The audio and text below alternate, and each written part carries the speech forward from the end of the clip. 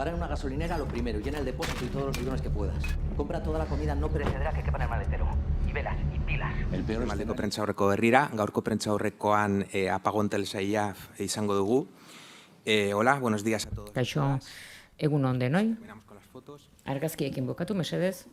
Hoy presentamos Gaur aurkezten dugu Apagon telesaila eta aurkezteko hementxe Tenemos la suerte de tener gran parte dugu del equipo zorionez técnico. talde Tenemos tekniko la suerte osoa, también de tener luz. gainera argia dugu, Os presento eskerrak, primero a la eta gente que lehen está da presentada bizi conmigo. hemen eserita dagoen jendea Tenemos aurkeztuko a todo un dizuet. equipo de creadores, Sortzaile talde guionistas bikaina y dugu, directores, gidoilari eta empezando zuzendari por bikainak, Rodrigo Sorogoyen, Isabel Peña, Alberto Marini, Fran Araujo, Isa Campo, Isaki Lacuesta eta Alberto Rodríguez. Tenemos también Eta en primera gainera fila lehen a hilaran parte del equipo, dugu entre taldearen ellos parte los bat, actores Luis Callejo antzezlean, Medina Matthews, Ainhoa Santamaria, Patricia López A Arnaiz. mí me parecen bien los aplausos. Bueno, nire itxaloak ondo iruditzen zaizkit, De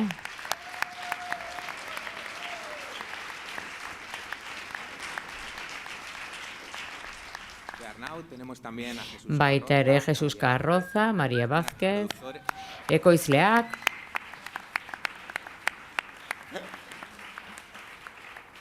Tenemos también a los productores. gainera Iñaki ekoizleak Corrales, Iñaki Corrales eta Rafael Portela, y a Pepper Paul, director eta productor. Pepper Bol ekoizpen zuzendaria. Yo, así para empezar, Ni tenía azteko, una pregunta bueno, muy banuen breve, galdera bat que oso es, hasierarako si los egokia, creadores de la serie podrían ea telesailaren opinar un sortzaileak poco, iluminatuko relacionar, gaitu duzten pixka bat, cómo surge este jakiteko proyecto. nola Es sortu decir, zen sabemos que proiektu hau. existe el podcast, Badakigu cómo surge este podcasta equipo, dagoela, baina nola propuesta, sortu zen talde hau, proposamena. etcétera. Empiezo yo esta. Ni hasiko naiz. Que, bueno, básicamente, Ba, oinarrian podcasta entzutean aukera oso handia zegoen, eta nire kasuan oso egoista. oportunidad de poder llamar a Hau da, gente para jende hau guztia deitzea, trabajar juntos. elkarrekin lan egiteko, eta kolaboratzeko telesail bat egiten. Podcasta oso ona zen, eta gainera hainbat historio biltzen zituen hainbat generorenak. Eta horrek usten zigun haiekin guztiekin lan egiten.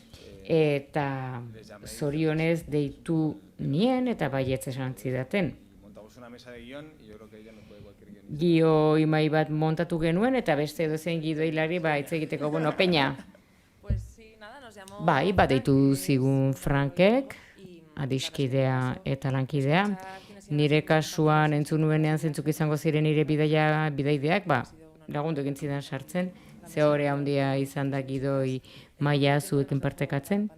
Pandemiak utzi zigun denbora gutxian, menos días de los deseados en una nahi baino egun gutxiago lan egin behar izan genituen, maskarilekin, eta pixka bat apokaliptikoa ere izan zen. Baina bai, como éramos conscientes de que teníamos tan kontziente ginen, oso denbora gutxi genuela elkarrekin, eta aprobetxatu egin genuen. Eta oso egun gutxian, oso ondo moldatu ginen, bintzat nik horrela gogoratzen naiz, eta ja, atera ginen telesailaren diseinuarekin, gero bakoitzak gure etxera joan bar genuen, eta historioa lan egin behar genuen banaka, baina jakinik teléfono de los telefonoaren beste aldean ere lankideak eta alde txarra hau zegoela. Ni beti oso seguru sentitu naiz. Eta gero aparte, nire bazkideak nire atala zuzenduko zuen, ze estres gutxi. Bai, Apagonen uneri politena izan zen, ze denak oso desberdinak gara, eta lan egiteko modu desberdina ditugu. Eta horrelkartzea izan zen, kombinazio bikaina, nik asko gozatu nuen sortu ziren sintonia horietaz. Oso ondo egon zen. Gero, bueno, txiste batzuk ere egin genituen. Fran esaten zuen beti Monty Pythonen antzekoa izan bartela. Bakarrik denoi gustatzen zitzaizkigun txisteak jarri behar ziren. Vamos con la primera. Bale, lehen galdera. Mikroa mesedez. Bueno, felicidades a todos por... Zorionak denoi telesailagatik, atzo gauean osorik ikusi nuen, eta galdetu nahi nion Sorogoyeni eta Isakiri, ea elkarrezketa bat izan zenuen, ze hoiek dira atal bakarrak konektatu egiten dutenak elkarren artean. Nola izan zen alden duten lan egitea, baina historia konektatu horretan lan egitea. Yo le llamaba, pero no contestaba. Nik deitzen nion, baina ez zidan telefono hartzen. Habíamos dicho de no decir... Esan genuen, ez genuela hori egingo. Bueno, la marroiak entzen du gainetik. Ez egia da. No, pero como que había una voluntad de hablar... Ez borondate bat zegoen hitz egiteko, baina azkenean ez genuen inoiz hitz egiten. Azkenean gure argazki zuzendariek hitz egin zuten. Bai, eta oso erabilgarria izan zen. Niri iritsi zitzaidan lehen atala, Rodrigo hasiko da teleobjektiboekin, eta ez molestatzeko mesedez. Oso urruti. Eta angularrekin bukatzeko, nik esan nuen, lau atal geroago da, inorez da kontoratuko. Baina, hasiko gehan geruarrekin, kamera moderno batekin, kamara eskuan dugula Maria lehen atzetik, eta gero objektiboak gero gehiago erabili genuen, oreka du izena atalak, eta zinema klasikora iritsi nahi du plano ekilibratuagoa, Clint Eastwood eta kodigo Haisen artean. Historia sexual asko daude, eta, hori da kodigo Haisen zensura bezala, baina gaur egun. Bai, bazekiten zertaz joan gauza. Bai, argazki laritza zuzendariek asko hitz egin zuten elkarren artean. Uste du denak biak geundela gure movida intensogon eta les de Pablo esaten zidan, beraiekin gelditu behar dugu, bai, nahi duzuenean, eta zuek ere bai, gelditu behar dugu. Azkenean biak hitz egiten zuten, eta ikusi genuen, partekatu genuen gure informazioa, nola egingo genuen bisualki, eta beraiek entzat baliagarri izan zen, atala egiteko. Bai, zezu aizinen modelo 77 egiten, eta besteran batzuk egiten. Eskerrak Guido Hilariek hitz egin genuela, batak bestearekin.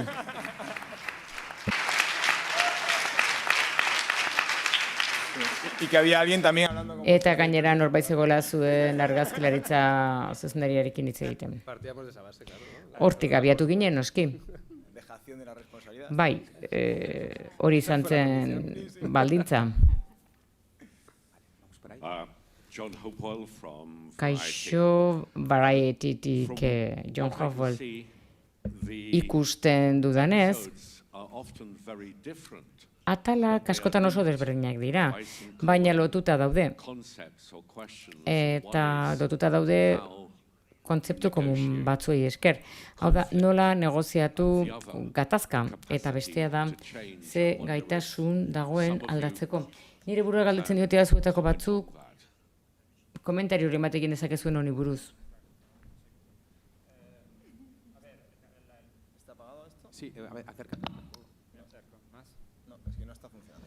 Ez da bil? Mikroa? Bai, entzuten da, bai. Sormen prozesuan Guido Hilari maila honetan landu genuen. Nahiago duzu gaztelania, zer da ingelesez? Itzalita dago, bai. Bai, gaztelaniaz erantzungo du, nire gaztelanian. Ez, Guido Hilari mailan lan egin genuen, eta aurkitu genuen bufe libre bat zela itzalketa bat, eragina izango zuela gizartean puntu askotan. Eta lehen da bizi aztertu genuen zer bufe libre horretatik zer kontatu nahi genuen.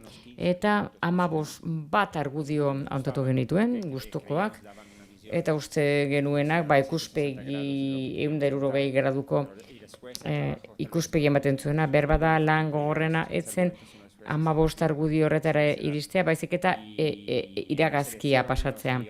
Eta gure helburua zen ez errepikatzea. Hau da, publikoari proposatzea hainbat dilema, hainbat alderdi, ikusteko hitzarketa batek zer egin duen gizartean, eta atal bakoitzak nahi genuen erabakiak erakutsi publikoari, hori izan da pixka bat guk erabili dugun gida. Eta, bai, iragazki erabaki hori zaila izan da, ez dugu borrokatu, baina desente eztabaidatu dugu, erabakiren batean damutu egin zaigu, eta, guzti dugu 5 historio horiek onenak direla, hala espero dugu behintzat.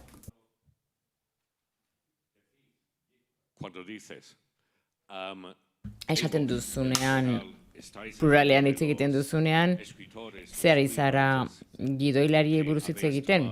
Hau da, zuek erabaki duzu, Franek gehiago agintzen zuen.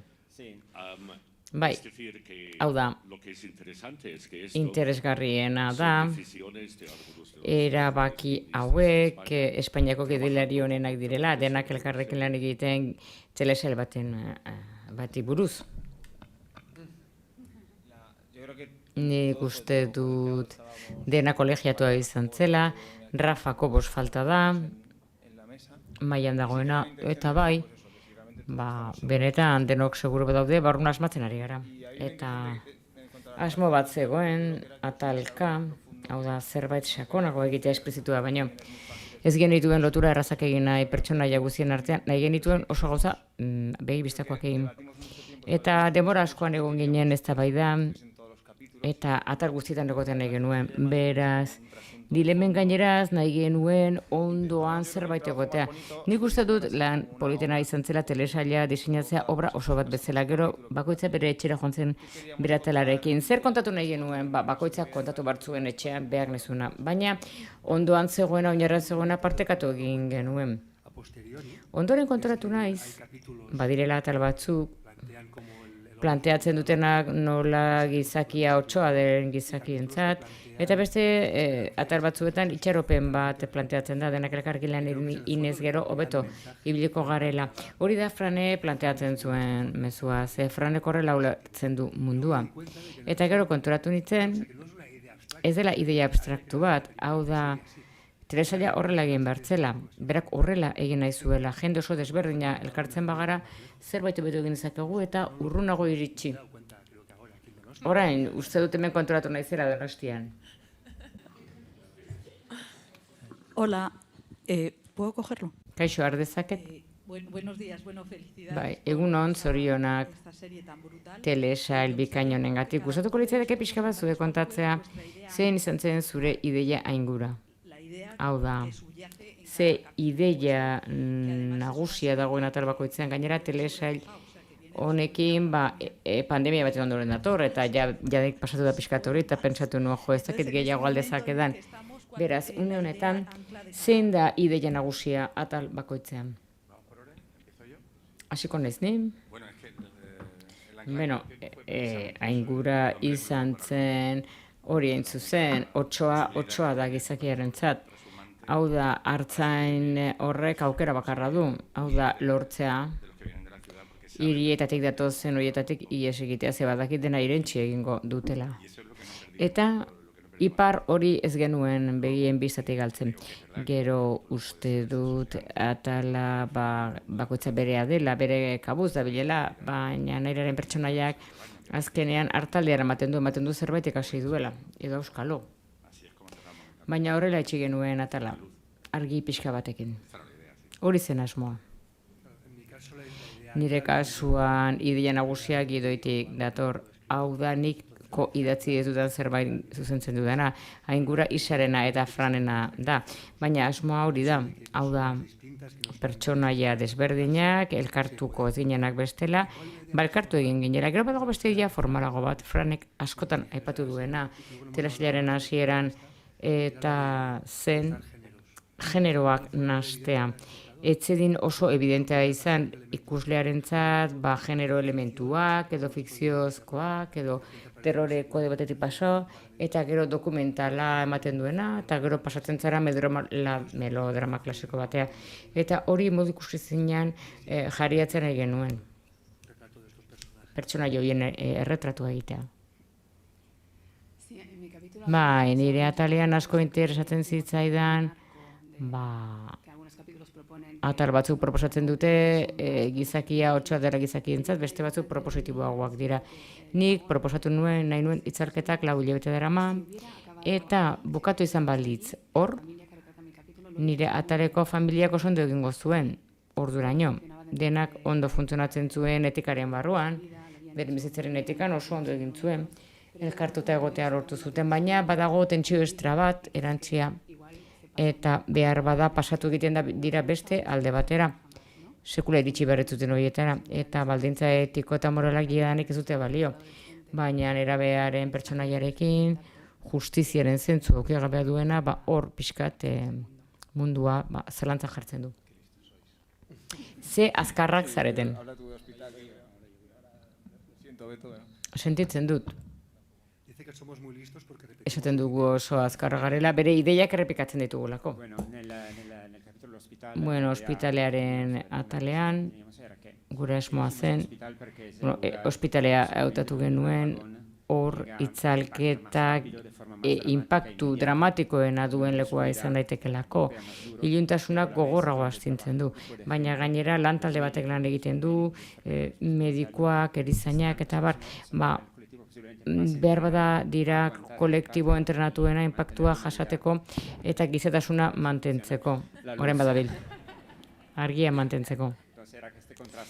Beraz, kontraste bat, iluntasuna lehenago sartzen da, baina gizatasunak badu argi bat hor. Eta gero han transizio atal bat denez, genekien zordenetan zijoazen, ikusi nahi genuen leku bat, non jendea hasten den ulertzen ezin duela, besterik gabe erresistitu, baizik eta aldatu egin behar duela. Egoera aurrera eramateko eta normaltasunera itxaron gabe egoteko, hau da, sumitutzeko normaltasuna ez dela itzuliko eta aldaketarako prestatzeko. Bueno, gure atalean, Fernan Rodrigo eta nirea eta berea, hirurak oso hasieratik egon gera mailer arte, jende arrunta da, egoera berezietan, eta nola jende hori bihurtzen den berezia, hain zuzen ere, gure Ernesto maitea bezala, eta ze garrantzitsua den, erreakzionatzea, naiz eta zaila den, eta mineman, eta zenbat kostatzen zaigun, hori gizarte gisa askotan. Gidoitik. Rodrigo? Bai, zuzendaritzaren kasuan, niretzat erronka izan zen, thriller bat egitea bulegoetan, eraikin batean. Ideia aurkezten didatenean, esaten didate, egingo dugu telesail apokaliptiko xamar bat, baina zure atala bulego batzuetan egingo da, eta arraro xamarra ematen du hasiera batean, baina erronka oso erakargarria izan zen, eta gogoak eman zidan ari aurre egiteko. Baina gero testu bat izan behar duzu, irakurtzen duzuna, eta bertsio oso aurreratuak, oso sendoak. Non bidearen parte gehiena eginda zegoen, baina a priori oso ideia interesgarria da. Atal bat egitea, mini film bat egitea, non tentsioa iritsi daiteken ia amaiera arte. Eta dena laupareten artean. Hau da, hori da nire aingura. Bai, konturatu naiz ez dudala ondo erantzun, ze gauza txiki asko bururatzen ari zaizki, baina hau garrantzitsua da. Asko gustatzen zitzaigun, pertsona baten kontzeptua, krisi handiak kudeatzen ditunak, baina bere bizitzak ondoratzen doana. Eta gatazka hori alderdi profesionalaren artean, pixka bat bidea galarazten gaituena, eta batzuetan bazter batera uzten dugu, etxean duguna, edo beste lekuren batean, tentsio hori bi gauzen artean. Itzarketak erditik hausten du hori dena, eta orokorretik partikularrera doa, ze pertsonaiaren arku hori konpontu gabea dago, eta azken atalean konpontzen da. Gizatasuna hau da, hor eroi bat dago alde batetik, baina gero ikaskuntza arlo bat ere bai. Nik uste dut atal guztiek hori dutela, alderdi humanoa. Hau da, bidaia barruan duena, eta oso testuinguru muturreko batean. Bai, errealismo bokazioa ere badu telesailak. Hola, aquí, estoy aquí. Yo quería Nik jakin nahi nuke, nola lan egin duzuen argiztapena, nola argiztatu duzuen eszena toki bat argirik ezagunean, ustez. Bueno, nik hasi behar badut, berak ezin zuen zeren txifatu. Bai, bueno. Pau Castejonek nik uste dut lan bikaina egin duela, ze atala oso korapilatsua izan zen. Uda berrian egin genuen, dena kanpoaldean, eta hotz artiko polar bat izan genuen, horregatik ikusten da pantailan erregarria, baina filmaketa baldintzak oso gogorrak izan ziren, hotza, euria izan genuen, kaskabarra, elurra, bueno, egun jaialdi bat zen ura, jaialdi meteorologiko bat. Eta ni hegoaldekoa naiz, ez nago ohituta. Eta galdetu nuen, aizu, udaletxearra egiten badu, zer egiten dugu? Eta mundu guztia isildu zen. Bueno, filmatu imarko da, ez? Zean, udaletxearra egiten duenean ez dugu filmatzen, hegoaldean. Barrualdera joaten gara. Hemen, hain zuzen ere, hori zen. Hau da, Pau Castejonek gidatu ninduen, gainera hemen Donostian bizi da. Ezin izan du etorri. Eta erosi nuen ekipo guztia berak zeukana, eta horrela iraun nuen bizirik filmaketan. Kasu horretan, horrela izan zen, eta ahalegin handia egin zuen.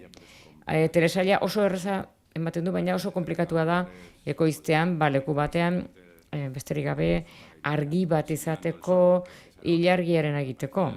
Argia etortzen zen, eguzkia etortzen zen, joaten zen, txabolaren barruan, 500 metroko mauka bat bota behar izan genuen. Bueno, nahiago dutez, gogoratu, gogoratzeak bakarrik, txarrena azten ari naiz, eta nahiago dut aztu egin genuen guztia. Eta alde positibora joan. Alik eta naturalen izaten saiatu zen. Argazkilaritza, Zosneria, Pau, Kateitxi, Moral, dosier ikaragarria zeuden, argi iturriak lortzeko, ingurune bakoitzean pertsonaiek sortutakoa.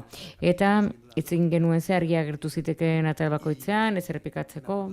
Eta goratzen naiz behin, mahai batean geundela, 40 kinke genituen, kriseilu bakoitza hautatzen, hor ere ondo egon zen artearekin argazkiak egitea.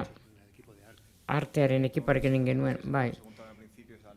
Hasieran Ales de Pablo, proposamen oso argia zegoen, lehen atalean argia non zegoen, genekien ze bideia izango zuen argazkilaritzak atalo sail osoan, baina eskatasun handia genuen eszenaratzeko, baina beraiek bazekiten, bakoitzak zer egiten zuen bere atalean, kamerak eta optikoak gauza modu berean egintzen. Batasun bat emateko filmari kontraargiekin ere lan egin genuen. Hau da, argia ezin zen abaritu, beraz lan oso harrigarria izan zen. Arazoa konpontzeko oso modu espezifikoan historia bakoitzean, baina zentzua izango zuena. Eta gero, kamera proba batzuk egin ziren, 25 linterna, kriseilu probatuz, benetan lan handia. Bai? Berriro hemen nago. Oraingoan, Albertori galtu behar nion filmaketa baldintzak, baina, oize, saltza, zehetzen batera erraza izan. Bai, zuk uste baina okerrago izan zen. Galdera, Jesusentza da, posible bada, uste dut horti dagoela. Eta Albertorentzat. Albertori galtu nahi diot, zelen, esan duzu genero asko nahazten dela. Baina zurean western bat eta guzti ikusten dut, beraz. Olako telesail batean, bapatean, atal bat aurkitzea, mendiaren erdian dagoen pertsonaia egoera horrekin topo egiten duena eta horrela tratatzen duena. Zuzenean plantatu zenuen hasieratik? Pixka bat idatzita zegoen genero gisa hasieratik. Eta bai, behar bada western pixkat badu, bakarrik arriskuaren aurrean, adibidez. Nik uste dut gero egia dela, azkena izan nintzelako filmatzen, eta gaina Pau, uste du gure atera bakarrik entzuela, koordinazio guztiak, eta elkarrezketako optikei buruz, nik behintzat galdu egin nituen. Ez dakit Pau, baina nik dena galdu nuen. Bestela iritzia emango zenuen, eta saltza ederra sortuko zen. Beraz, niritsi nintzenean, saiatu ginen, historian zegoena kontatzen. Eta niri hori eskatzen zidan. Western batean bezala. Ezakit, bai, horrela izan zen. Baina kontxo hausaz izan zen, dana bapaten gertatu zen. Eta uneren batean aurrera atera ginen genuen egunarekin. Onbeste ziren istripuak, Baina, bai, uste dut, seguruenez, nik hori banekien, generoak bazeudela, gainerakoen argudioak ikusi nituen, ezagutzen duzu zendari guztien lana, eta uste dut gu bagenuela aukera zerbait desberdina egiteko horregatik. Historiatik ateratzen zen horregatik. Hasi nintzen hauntzekin, gero 8ak, etorri ziren, hauntzek pasaportea dute. Nik hori jakin nuen, erkidego artean mugitzeko desparasitatu behar dira, itzela da. Infernua. Eta zuzendariak ez dira desparasitatu behar. Baina, hauntzak mugitzea batetik bestera, kristolana zen eta hartaldeak bilatu behar ziren leku bakoitzean ezin zelako desparasitatu. Errez ematen du, baina oso komplexua izan zen. Galdera Jesusentzat. Jesus, nola izan zen filmaketa? Bai. Bai, kontatu dudana oinarrian Albertok, odisea bat izan zen. Ematen zuen filmaketa bat baino gehiago abentura programa batera agindua zela. Mendira, euria egiten zuen elurra, txingorra, hauntzak, txakurrak. Bai, uneren batean begiratzen zidaten eta zer egiten dut orain? Egin alduzuna.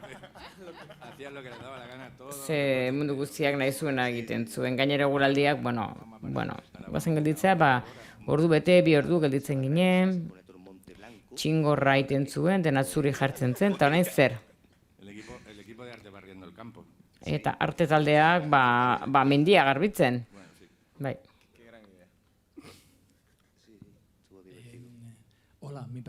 Kaixo, nire galdera, gidoilarientza da.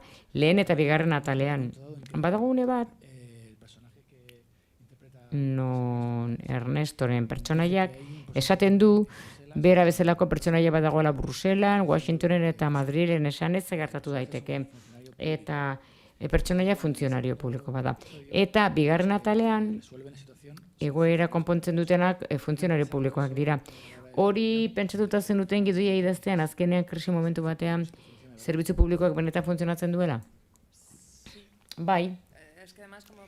Gainera, lehen esan dugun bezala, bete-betean sartuta geunden pandemian une horretan, eta denok jarri genuen mahai gainean, gogo batzu beharra ere honi buruz hitz egiteko. Ez omenaldi bat egiteko biolinekin, baina bai, omenaldi txiki bat, baloreari, jende honen profesionaltasunari, ze horiek ematen dute aurpegia azkenean guregatik, beraz hor borondate bat bazegoen. Gainera, telesailak egiten du erakundetik norbanakora. Albertoren atalean pertsona bakarra dago, baina azken atalean diskurso orokorrerako bere garrantzia du. Hau da. Eta hurbildu ginenean podcastera, podcasta konpirazio politiko batean oinarrituta dago. Podcastak erantzun egin behar du ze gertatzen diteken itzalketa gau batean. Eta hor, pandemiaren ondoren gu ez ginen eroso sentitzen, horrela planteatzen. Beraz, lehen atalak erakutsi bartzuen konspirazio hori ez zegoela. Gizakiak zirela erabaki oso zailak hartzen egun oso zail batean, eta pertsona guztiak alduguna egiten dugula. Erietxean egiazko borondate badago, niretzat oso garrantzitsua zen erakundea bestea. Eta dilema morala da, medikuak erabaki moral bat hartzen duela, eta beste pertsona batek erabakite hartzen du erakundeak bizirauteko. Krisi handia dagoenean, erakundeek eutsi egiten diete gizarteari, eta horretarako sortu ditugu. Bestela bukatzen dugu barbarian. Albertoren kapitularen amaieran. Hau da, diskurtso bat dago telesailaren atzean. Gauza bat da pertsonaien geruza, generoa eta gero kontatzen duguna. Eta atar guztiek zero erroga esalotasuna dute horretan. Bai, kaixo, nik galdetu nahi nuen nolakoa izan da casting prozesua antzezleengan eta nola izan den lana bakoitzarekin atal desberdinetan. Lehen ataletik hasiko gara. Casting prozesua gure atalean oinarritzen zen batez ere, ahalegindu egin behar genuela ikuslearekin erabat identifikatzen. Hau da, aurpegiak bilatu, txinesteko, benetan sinesgarriak, eta bisita bat egin genuen, ez dakit 6 hilabetetan, 6 hilabeteren nago filmatzen hasi aurretik, eta bisita bat egin genuen atala gertatzen omen den lekura, eta gauza asko ikasteaz gainera, eta tur bat egiteaz gainera, instalazioetatik eta kontatzen zigutenean ze gertatu zitekeen ezak kasu horretan. Ez harritu gintuela, baina egia ez genuen zerbait logikoa, baina hor egon behar da ikusteko.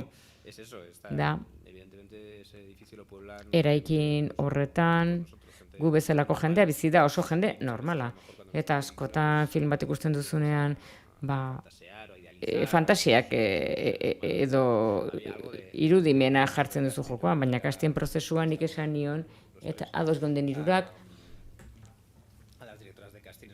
kastin zuzendaria esan genien olako antzesleak bergen dituela, normaltasuna erakusten zutena, kaleko jendea, protagonista absolututik hasi, Ernesto, ados egongo zara oso ondo antzestu zuela Luis Callejok, eta berarekin lan egiteko gogondia nuen, eta beraren gandik hasi, eta gainerakoekin, eta gero,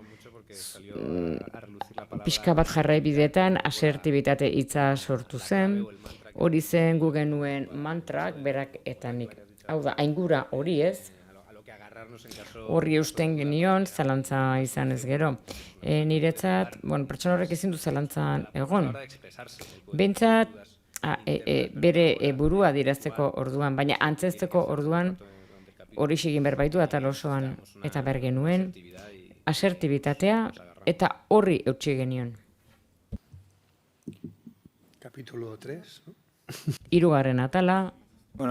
Es que vamos a hablar de todos los capítulos. Atal guztia buruz hitz egingo dugu, Ainhoa, nola izan zen casting prozesua 2. atalean?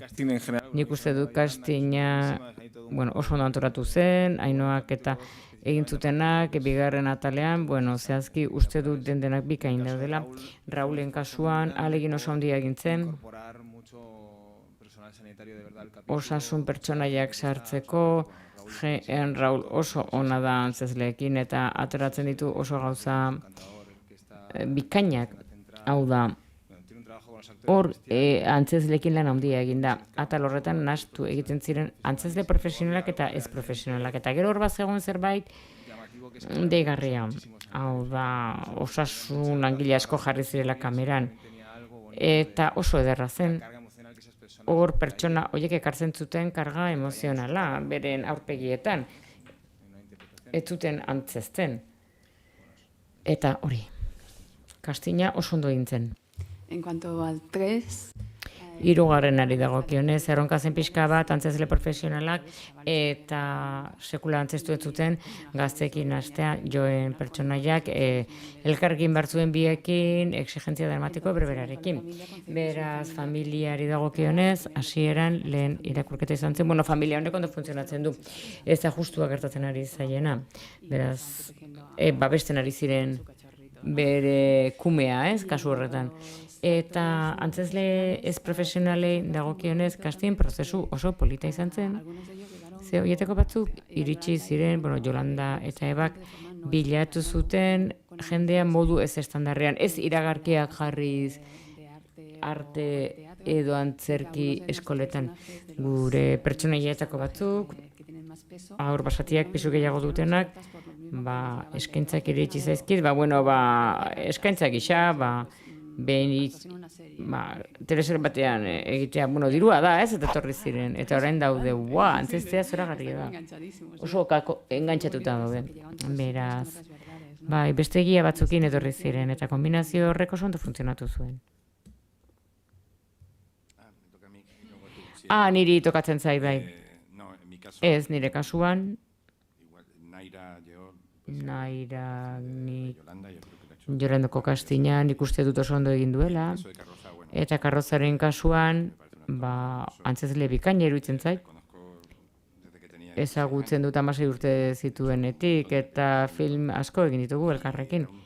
Eta historia hau, Bugini bukatzen ari zen modelo 77 eta banekien sartu atera bizkorra egin behar nuela aurreprodukzio eta postprodukzioan. Komunikazio oso harina dugunez gero, antzezle bikain jaritu zitzaidan, nik zuzenean proposatu nuen pertsona jau egiteko. Eta gero dena oso ondo joan zen. Ikastaro bat egin zen, hartzai ikastaro bat egin zuen egiazko hartzien batekin, hitze magikoak ikasi zituen hauntzak zuzentzeko, harrapatzeko, bolta emateko, manipulazio osoa ikasi zuen, berak egin zuen zuzenean. Beraz oso serio hartu zuen bere hartzai rol hori, eta oso pozik nago. Nire kasuan, erronkaren parte bat, Raúl eta Isaren ataletan bezala, antzezle profesionalak zeuden eta jende berriarekin nahastuta. Eta gero abereak. Eta garrantzitsua zen bere iztea talde bakoitza. Bere profesionalak eta ez profesionalak. Bai, diru pila kobratzen dute gainera. Nire goratzen naiz esaten duela nola diteke posible animaliak gehiago ez izan. Rodrigo Kirurun bat auto izan ditu, behi batek gehiago balio du. Egia da. Eta kasu honetan, gogoratzen naiz, Franek esaten zigula, bi protagonisten kastinak adostu egin bertzera Luis Callejo eta Maria, adostu egin bertzera bien artean, baina ere ez genuen telefonoz hitz egin. Eta barra handia mantzen duten, lata handia mantzen duten. Eta Mariak, gero konturatu nintzen, hainbat film ikusi nituela, baina kontzientzia hartu nuela, film baten ikusten, Victor Iriarterena. Eta izugarri gustatu zitzaidan, eta gero proposatu nuen bera izatea, une magiko bat izan zen, jakiteko nola jetzi abereak eta abere koordinatzaileak esaten zuen bereik izan bertzutela eta bileratik ditu genio Mariari eta ordu bete barru banuen bideo bat berak egiten badaki egiazko bizitzan. Hori erabakigarria izan zen. Eta Luis Callejo oso ondo egin zuen bere rola eta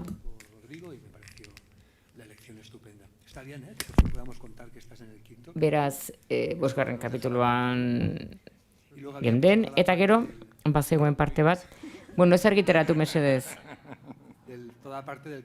Eta gero dator, Eba eta Jolandaren kastin osoa, temporero guztiekin, hor etorri zen pixka bat trampa. Esaten zuten gidoiaren zati hori, elkarrezketa hori atera behar du kastinetik, eta izan ditezke historia benetakoak filmaketan kontatuko dena eta ensaioetan kontatuko dena.